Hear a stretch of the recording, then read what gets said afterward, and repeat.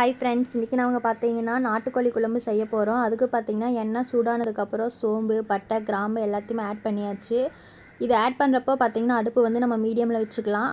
அதுக்கப்புறம் பார்த்தீங்கன்னா நான் சின்ன வெங்காயத்தை வந்து ஆட் பண்ணிக்கிறேன். சின்ன வெங்காயம் வந்து நாட்டுக்கோழி குழம்புக்கு ரொம்ப டேஸ்ட்டாக இருக்கும். சின்ன வெங்காயம், வரமிளகாய், கருவேப்பிலை எல்லாத்தையும் ஆட் பண்ணியாச்சு.